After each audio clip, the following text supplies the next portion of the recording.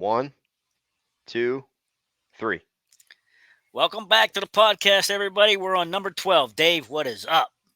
Well, I'm sitting here drinking some water out of a glass jar It's water. and listening to you ramble and talking Ramble. about your bitter again. Yeah, I'm always bitter, man. Why are you bitter now? Cause I don't like people. Yeah, I know you're stressed out because you're selling a car. Yeah, well, that's that's crazy. Well, Marketplace is retarded. maybe if we advertise the car on here, you'll get even more messages. Oh, no, nah. Forget he even mentioned my antique 85 mint condition car. All right, cool. So on a real note, how's the weather in PA today? Actually, today, not too bad. Yesterday, we had like 7 inches of snow, but Interesting. it got up to 41 today, and we're melting off. Looking Yeah, good. yesterday and today has been about 40-mile-an-hour gust of winds, Mm. and it's like 50 degrees out, sunny. But tomorrow it's supposed to be nice, and I'm Yeah, actually finally get a chance to head to my farm this weekend, and I'm going to be doing some frost seeding, you ain't and got no fun. I do frost seeding and some cutting and some replenishing some domain feed. Um, so I don't know if you knew this or not. But for the past few days, last weekend, I was in Kentucky. Did you know that? Yeah, I knew that. Okay. I Maybe was the working. listeners didn't. Yeah, I was in Kentucky and working with an outfitter, Mm. Hunter's Edge and LLC, and they're an outfitter. And I actually went there last year. Andre and his dad bought the place. It's about 200 acres. Um, it needed some work, and they brought me out there last year, hired me to help them out, and kind of do a plan for them a little bit and kind of get them going. And it's so many acres, so only a 2-day trip or something. I couldn't really fit it all in, so I gave them some ideas and things to get going. I think they put in 10 acres of food plots total. I think they had a total of 10 stands, and their whole idea and goal with this place is not to bring in a lot of people. They Yeah, and don't. that's the opposite of what I thought you was going there for. Yeah, yeah, they don't want a lot of people. Um, They just want a select few each year because they don't want to burn the place out. It's only 200 acres. You can only, you can only shoot so many deer. It's not like they have multiple farms, Yeah, that they can burn out and rotate. It's a family farm, family owned, where they only want a select few people. yeah, The cool thing about it is Kentucky, the season opens like September 2nd, so you have a chance of velvet. Um, right. so I went out there last year, and like I said, they had 10 acres of plots. I gave them some entry and exit strategies, and I think we set up like 8 or 10 stands, I believe, Mm. and they were able to shoot 3 bucks this past year. So they're Nice, ecstatic. nice. The clients were happy. I think they had 6 or 7 people total, I think. And so I came back out this year, uh, and we laid out. Now they have 18 tree stands, still 10 acres of plots. They We redid a few things, and then I spent the entire day in the mountain They cutting. worked you like a dog. I was worked like a dog. You was worked like a dog. I cut trees to help with canopy opening up and some structure on the ground, because if you stand in the woods, the entire woods looks the same. You can see through hundreds of yards through the woods. It's just a closed canopy forest. They don't want a forester in there. They don't want a cuttings or like a clear cut, select cut. It doesn't really have marketable timber, so my main focus was eliminating beech trees. The beech trees I cut were ginormous, so we went up back in the back, and on the benches, I kind of had I started cutting the beech trees on the benches, and made some travel corridors through there. We got 2 stands back in there for early morning hunts, and then we actually found the old logging road that went around the perimeter of the property. We scoped that out for a couple hours the first day, and we figured out where it can connect. On both ends, they have to get a skid steer to connect them a little bit, but those access roads will be good for getting back to that backside of that property in early morning hunts. You had mentioned that they were taking clients in a buggy, Yes. and it was probably blowing out deer. And Yep. you've said that with talking with the elder there that they need to do some walking or electric biking to get into their faraway spots. Correct? Yes, you are correct. So one of the issues with the property is access. It's not impossible. It's a little tricky, but the people that they were getting, the clients they were getting, y- I'll say this because hunters are sissified. We use this term a lot. They become sissified. They don't want to walk. They don't want to put any work in. And the clients they were getting immediately when they were told they had to walk, they got like an attitude because I guess being that they paid for a hunt, right? Right? They want to be catered to 100%, I guess. which I get. I understand that, but you're paying to hunt to have success, and in order to have success, you have to follow what the outfitter is trying to do and the importance of entry and exit. So, unfortunately, they use the buggy to drop people off at the stands, which Yeah. I made an emphasis on that to stop. Please stop, please stop that. I Um, can see picking them up at night yeah, and maybe pushing off some hmm, deer with the buggy so that yeah, you don't have them hmm, pinpoint you or whatever. yeah. I talked to Yeah. them to So you can make a about clean exit. talked to them about leaving the buggy run and try to get up in there and get out, but it's you just can't do that. Yeah. But anyway, it's a good place. They're excited. I eliminated a lot of beech trees. I'm going back out again next year to do some more work with them. And yeah, it's a cool place. So Yeah. I I think it's got mean, a lot of potential. it is pretty neat though in a way that they don't want to be big, you know. Does not want S- to be big at all. And I would rather have quality than, the quantity in there. Hmm. Meaning quality deer numbers than Yeah. Oh yeah. a bunch of small ones. And of course they're going to have a minimum size limit and things, Hmm. which we had talked about, and it's on their website too, which I don't think is too awful bad. I think it's pretty obtainable, especially for Kentucky. Oh yeah. Yeah. Well, You the know. area they in, I don't think it's high deer numbers, but they do have quality bucks already. Hmm. And the first thing they told me was when I got there, one of the things they said was the appearance of the deer has gone way up since the first year. Reason being is they got food in there now. Yeah.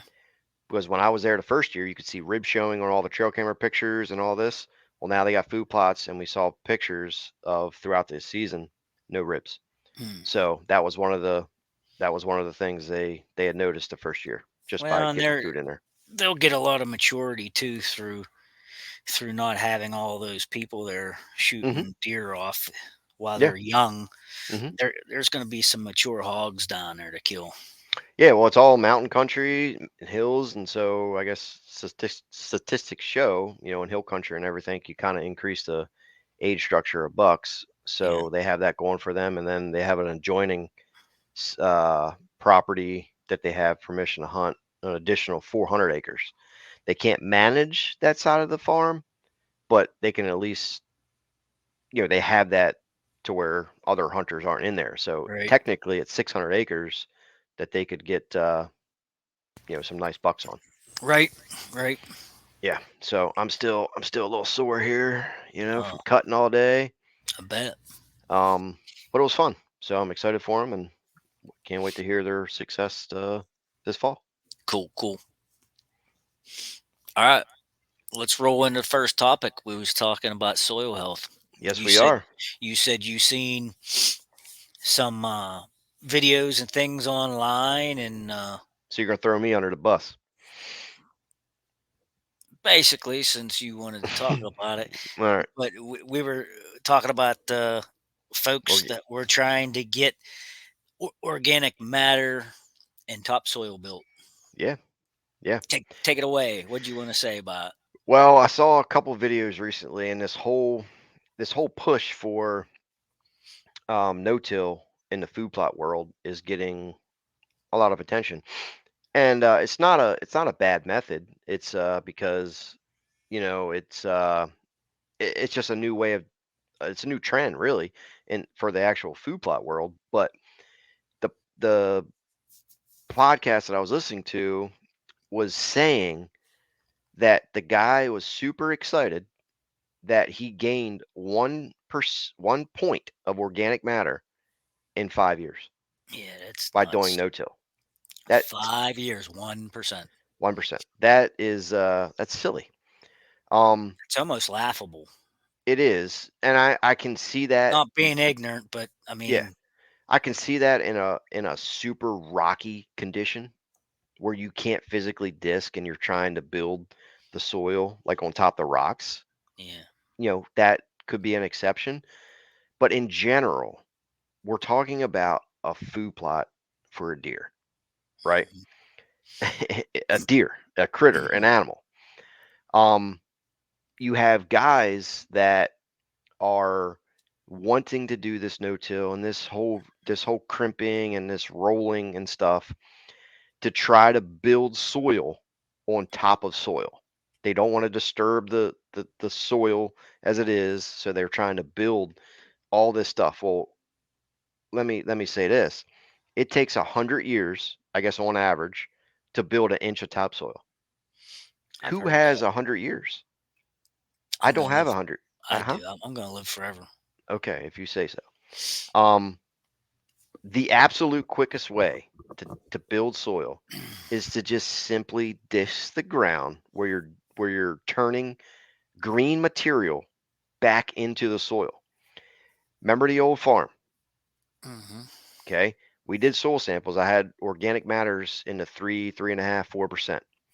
After 3 years of disking and turning green manure back into the soil, I needed zero fertilizer, and the organic matter jumped from like 3 to 4. It jumped. I had organic matters into 8, 9, and 10%. Yeah, I agree. It's a I have made considerable jumps over at the pasture that I mm-hmm, have destination plot there, mm-hmm. and it's same thing. Yeah, same thing. I'm disking and plowing things under and adding it into the soil, and it decays, Mm-hmm, and that is your organic matter underground that's going to mm-hmm. hold moisture for you and Yep. feed your plants. Well, it's going to hold moisture. It's going to hold nutrients. Yep. By And being a sponge. that adds to your CEC, your Mm-hmm, cation exchange. mm-hmm. That Well, helps that out greatly. 100%. Yeah. I mean, the plots at the farm, they were very poor soil starting out, needed tons of fertilizer. Yeah, we added synthetic fertilizer to get it going. And in 3 years, we did soil samples and we did not need fertilizer anymore. Hmm. The numbers were so high, you know, um, it was all adequate. It did not need fertilizer. So you do that in the beginning, and then the end result is you don't need much fertilizer. Right. So you're saving the money. So the guys that's wanting to buy these crimpers and these rollers and and are bashing or that are now bashing people for disrupting the soil.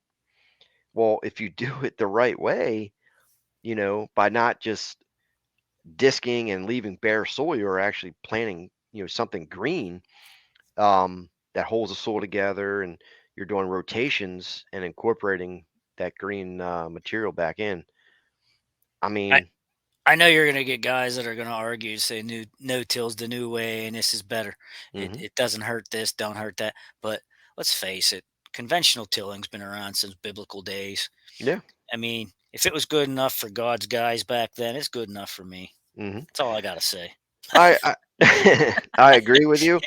Um, the whole discant, you're eliminating the carbon, in the Mhm. soil and then the nitrogen. Yeah, I mean, I get it. Like I understand it. Um, Well, one day you hear that you're disking, you're adding oxygen down, and it's ruining mhm, this and that, and then someone else comes along and says, "Well, you're aerating your dirt, and it's yeah, adding oxygen to your giving it to your plants." And it's like, right, okay, which is it?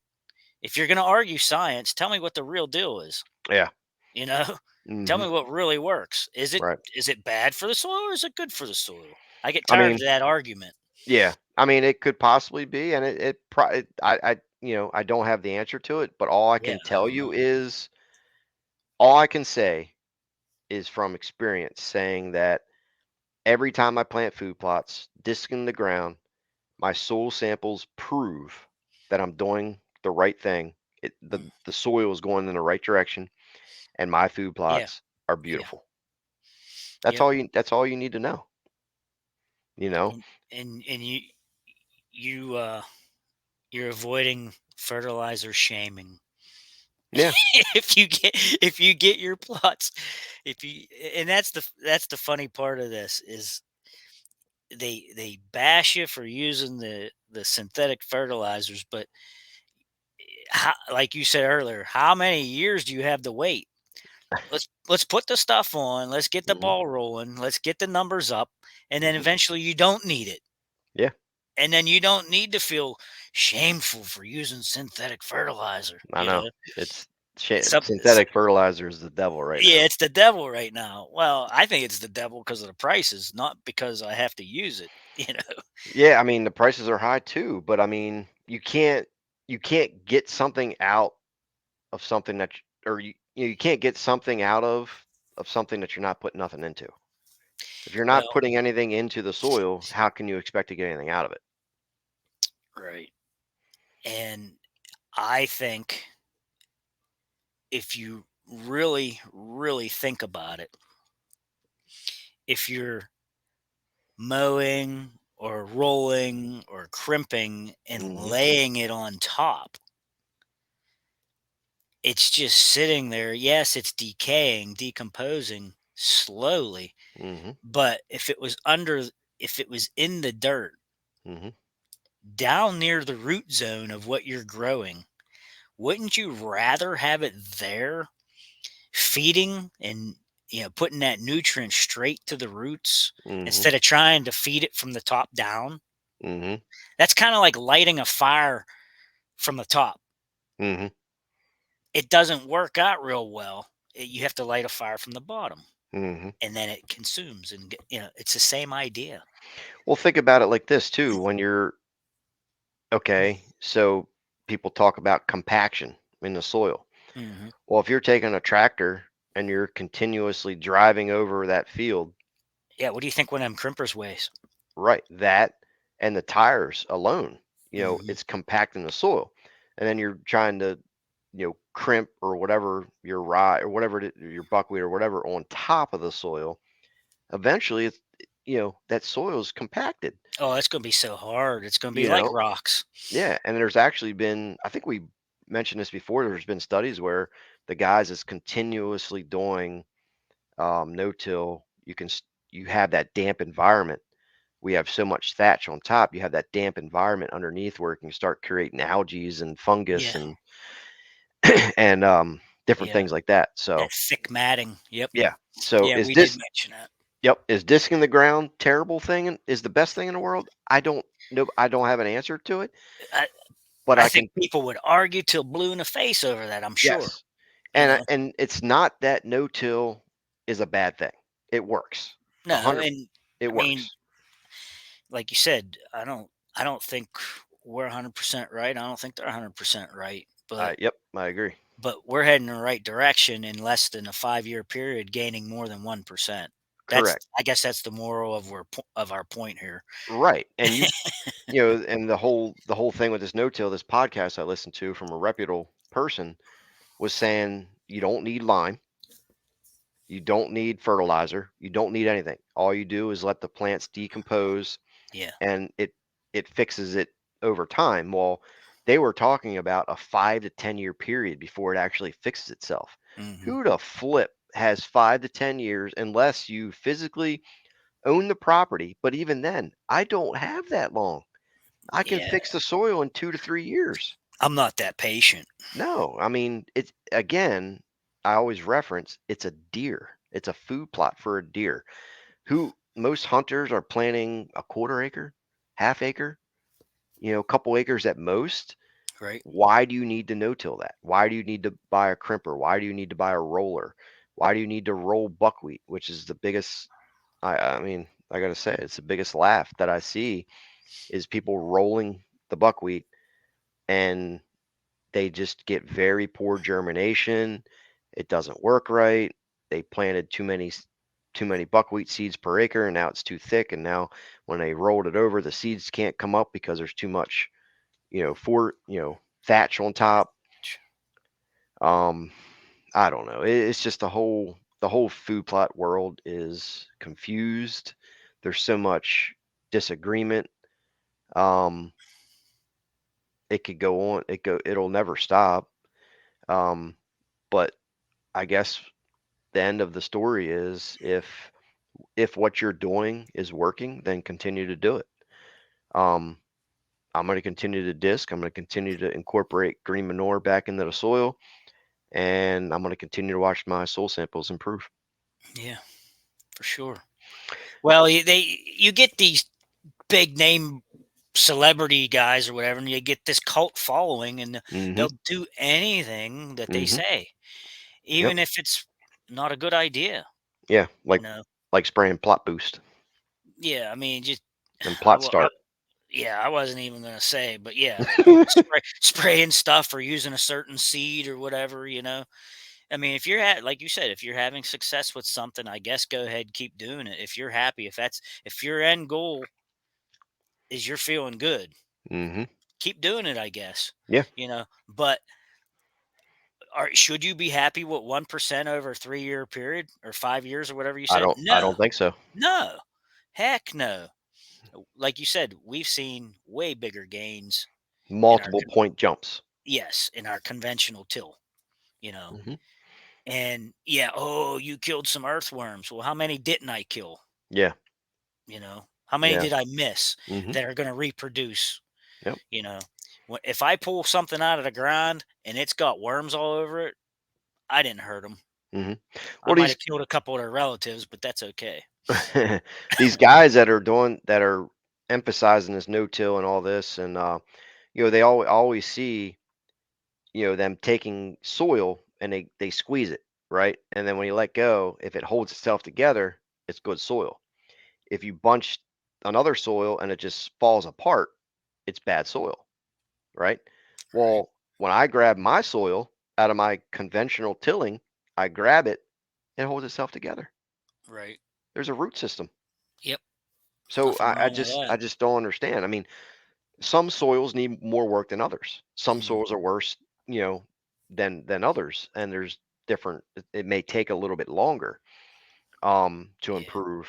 But what are some things that you can plant, or what are some things that we plant or you plant to improve that organic matter that you can incorporate back into the soil? Well, you have like plowed on clovers and things. Hmm. Um, you can use like a sun hemp. Hmm.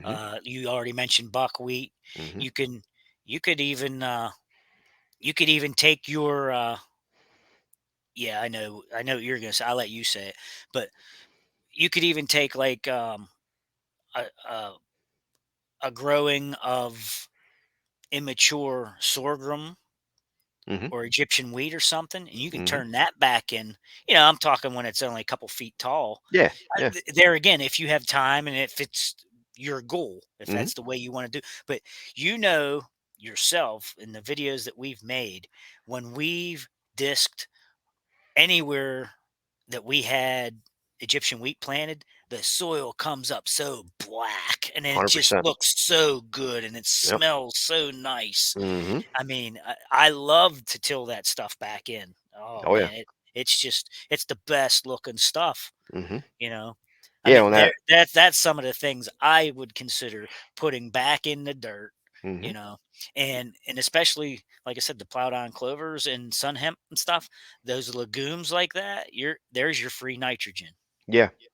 Yeah. I know a lot of. that Egyptian wheat too. Another thing that you can do is if it's still, you still have some of it standing, this time of year, you could just take a bush hog to it, bush Yes. hog it, and it'll help kind of break it down a little bit faster.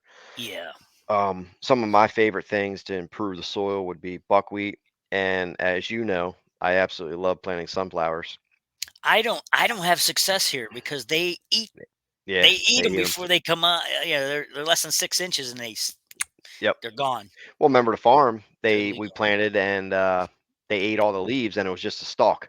They turned out beautiful though. I know they did. Why didn't they eat them? I don't understand that. I had one year where they actually ate the whole thing, and then Yeah, other years they would because just they eat the leaves. yeah, they destroyed mine. And Um, how much hate mail did we get whenever we rolled them things in and disked them in? Oh mhm, my gosh. I had people, just going nuts. Why would you do that? They were yeah, so beautiful. Well, they that were. wasn't our goal to look at them. Yeah, our Our goal goal wasn't. Yeah, was for the organic matter to put yeah, the green manure back into the dirt, yep. They you weren't to know? look at. No. They were pretty as that for as long as they lasted, but Yeah. the Yeah. goal wasn't to dove hunt over them or to look No. at them or nothing Or like to that. It was or for bees and pollinators. No, right. that You wasn't know, even the goal. right. The goal was to improve the soil, and that's like Exactly. 100% what we did. That's 100% what we Yep. did. You can even do a good rotation would be, buckwheat through the spring and summer, two plantings possibly, two immature plantings, and then in the fall have wheat or rye, and then the following year take that wheat and rye and turn that back in. Then you can do buckwheat again, and then you can plant the winter rye again in the fall, and then the following year again turn that back in, and you could do that, for 2 to 3 years and of rotations, and you will have an amazing Considerable jump. jumps. Yep, Considerable jumps you'll have. big You'll time. see you'll see multiple percentage numbers. Hmm. Yep, I agree. Yeah, I so I agree. had I'm frost seeding this weekend, and I'm actually getting soil samples. So I have my soil samples from last year on the same two plots. Mhm. So I'm going to be getting the samples there, and once I get the results, I'm going to share a video just with the 1 year progress. Okay. So I'll be posting that up to see. All right. What gear are we in now? I don't know, but let's switch it up. Okay. Let's totally go a different direction. Uh oh. We'd talked about earlier. I done forgot. Okay. Good. Good, because I'll spring it on you then. It'll feel like new. People with unrealistic goals.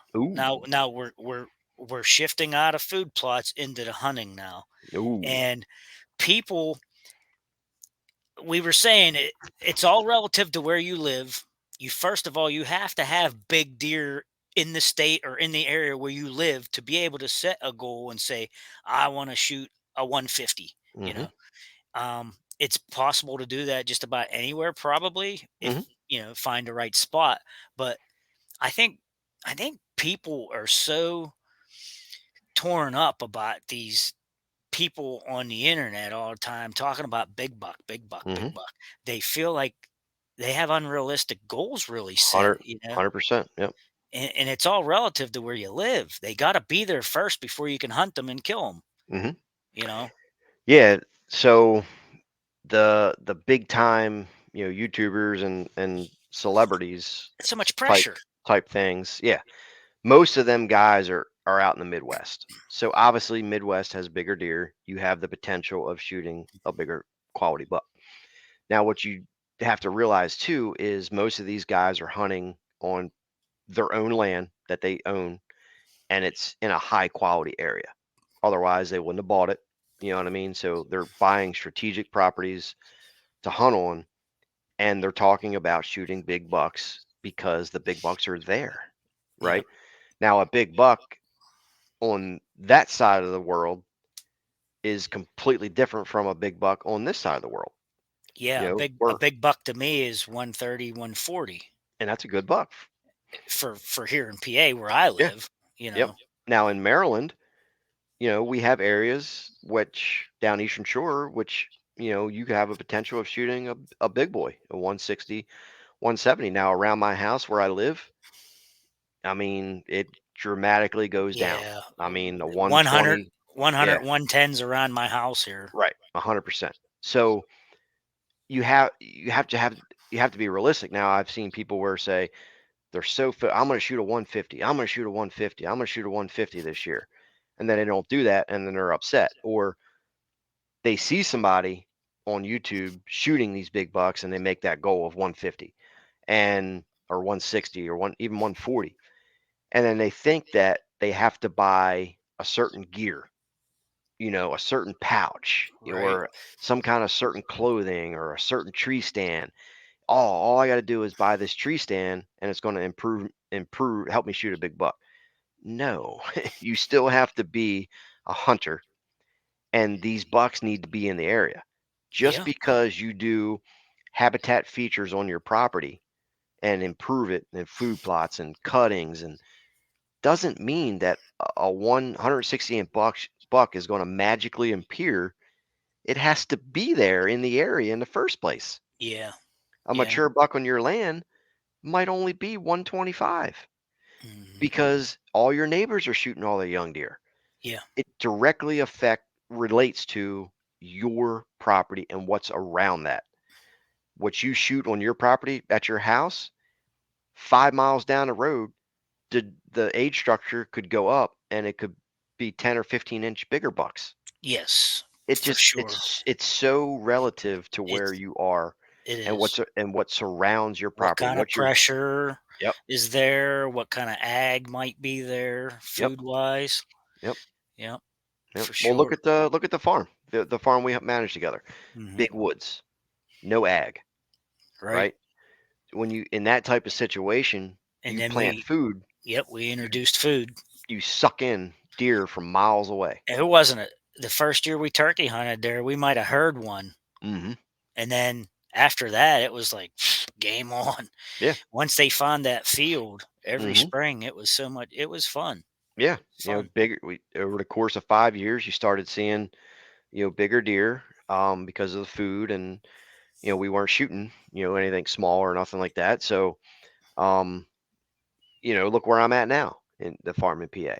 It's 100% different setup. It's all ag. There's quality bucks there. So the age structure is a little bit different than the farm we hunted together, Hmm. and the quality of bucks are a little bit bigger than what we were used to. Yeah, So for sure. it just relates to where you're at. But just because a dude on YouTube shoots 150s and 60s and 70s and 80s in Iowa or Kansas or Kentucky or Indiana or Illinois doesn't mean that you can do that in PA or Maryland, New Jersey or North Carolina, South Carolina. You know what I mean? West Virginia. Yeah. There's pockets that have big deer. There's certain There's areas. big deer in every state. Every state. Every state. You Mhm. just have to be in a low pressure area where Mhm. that deer had some nutrition and some birthdays. Mhm. They're Yep. everywhere. Yep. You just have to be there. What were you telling me the other day? The county where that big buck was shot or something in PA. Oh, that was my buddy that is that the one you're talking about? The guy I I know? I think so. The Fr- scorer or whatever it was. Oh, well, yeah, I was telling you about Okay. I went to that scoring event. Yeah. Yes. And Yeah. what was that? The The score. Northeast Big Buck Club, and he had a couple 170s come in. Okay. While I was there, a kid brought in a 150, and my euro off the wall up there was a 125 and 7/8. Yep. Now, for example, you just said they were 170s there. Yeah, That's PA. yeah, that's a That just proves big the point buck. that big bucks are in every state. You know, I you thought you just have I thought you was talking about my buddy Jim that's with Smoky Deer Lure. no. He shot the biggest buck in Forest County. It was like one with deductions. It was almost 190. There you go. And that's crazy buck for that area. I Mhm. mean, there's big bucks taken every year, probably 150s, 160s, because that's Allegheny National Forest up there. Mhm. It's such a huge, expansed area, and only certain little pockets get hunted because there's only access, Mhm. you know, Yeah. to that type of stuff. Yeah. You have to have good access, and if you're not willing to go deep, you know, you're probably not gonna land a big boy. Well, look at this. This buck here scored 185. My Hmm. parents' house, right? Nobody back then hunted. So there was monster bucks on this property. Right. And people found out about it, started hunting, they killed all the deer, and now the age structure there is a lot less. Hmm. So it, you know what I mean? So it's 100% dependent on where you are. And if you're, say you're in a, say you got whatever it is, 100 acres, then you have property all surrounded yours, and all these guys, neighbors, are shooting 2-year olds, 3-year olds. You're not gonna you're not gonna see the 150s and 60s. Right. It just it's all dependent on where you live. Yep. So don't get depressed. Keep at it. Just have realistic goals Yep. and shoot what you can only shoot what's in the area. And I guess I can Well, say if you're not happy with that, go someplace else. yeah. I mean, just keep it real and keep grinding. Like you said, have realistic goals, Oh, I'm gonna and grind. you just if you've got some food for them, Hmm. and just don't shoot the little ones. Yeah. You're gonna have to have a tag soup bear one year or something. Hmm. They gotta have birthdays. Gotta have Yeah. birthdays. Birthdays and food. That's it. Take us out of here. All right, guys. Thanks for listening to this podcast. Find us on all your favorite platforms and audio version on my channel. And we will see you in a week. On number So, 13. yeah, number 13. Drop some comments. Let us know what you want to hear about. We will see you on the next cast. Thanks, guys. Thanks for listening. Later. Bye.